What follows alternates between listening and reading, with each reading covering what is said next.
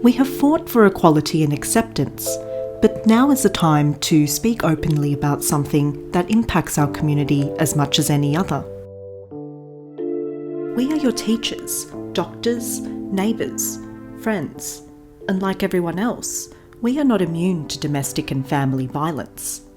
3 in 5 LGBTQI Australians have reported being in an abusive relationship during their lives.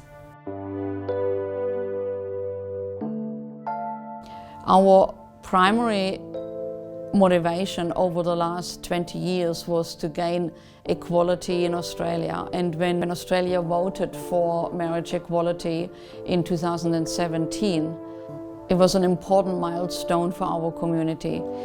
Until then, I believe that within the community there wasn't a lot of space to fight for anything else, and especially not to portray the LGBTQI community in any negative way. Violence in LGBTQI relationships have the same elements as all violent relationships, but there are some unique differences for LGBTQI people. How is this different, and how does it affect an LGBTQI victim or perpetrator of DFE?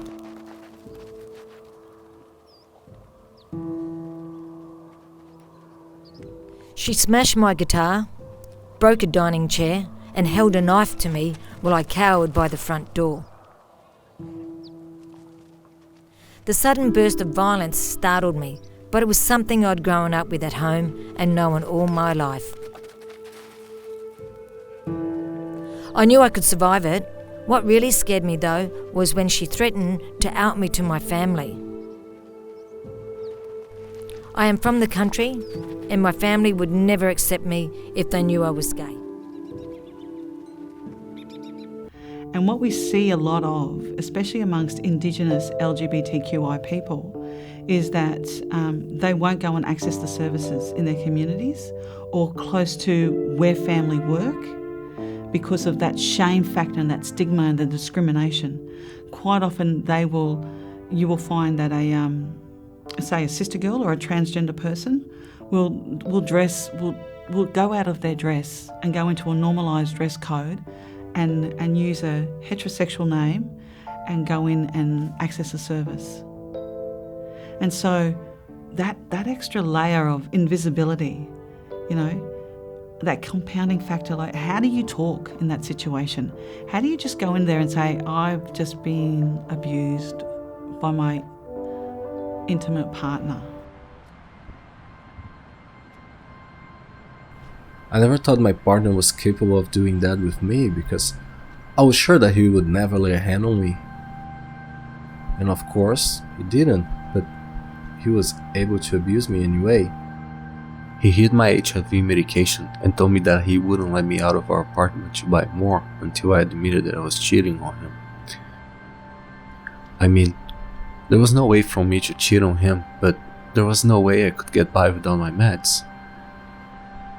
At the end, I admitted to something I didn't do. I was so confused because I still love him, even after everything he put me through. I couldn't tell anyone until months after he dumped me. It was only when I finally found me in a healthy and supportive relationship that I understood how vulnerable I was. For the past 10 years, LGBTQI health organisations across Australia have been investigating ways to identify, support and prevent DFE in our community. There have been great strides made within the community, but the reality remains that victims of abuse are more likely to look for support at mainstream organisations.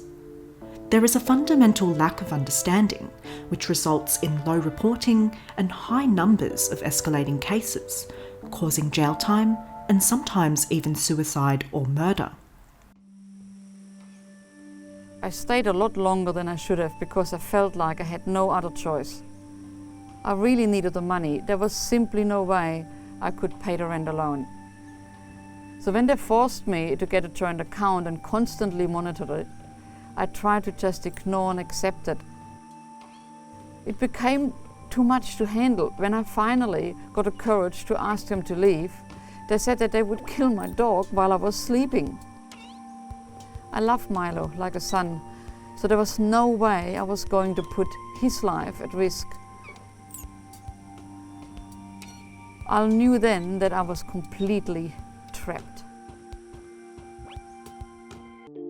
And that whole intersectionality of being Indigenous is about, it's not just like you live in your culture, or you live with your Aboriginal and Torres Strait Islander family or your Indigenous family, and then that next layer of your sexuality. And then there's another culture of Indigenous LGBTIQ, which separates out from the Indigenous culture. And then from that you also have the mainstream LGBTIQ culture, which separates from the mainstream culture. So you have all these layers of intersectionality. And, if somebody isn't there to explain this to you or walk you through it or help you to, just to be your friend and support you through this whole process, it becomes compounding in the fact that people lose their sense of identity. How can we transfer our specialised knowledge and training to our allies? Many queer people, especially Indigenous queer people, are distrustful of the police, so we need culturally sensitive support services that understand how gender, sexual identity, culture, history, and past trauma intertwine. I didn't think a woman, let alone my own mother, was capable of it. She'd sometimes threatened to commit suicide when I was an adolescent if I didn't do exactly what she wanted. I blamed myself for stressing her out so much by not being more thoughtful or more compliant. When I got a little bit older, things got worse. She threatened to commit suicide if I moved out of home with my girlfriend, so I delayed it for months on end. It put so much strain on the relationship. I was pretty much at breaking point. When I finally opened up to my best friend about the real reason I was still living at home with Mum, her response made me realise just how much I'd been manipulated. It's time for us to come out of another closet.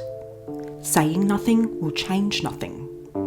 Broken Pride is a documentary series that explores the intersectionality of domestic and family violence to better understand how different forms of marginalisation affect the way abuse manifests.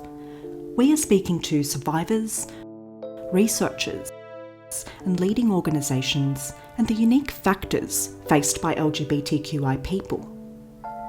We all have the power to work towards education, prevention, and enduring change.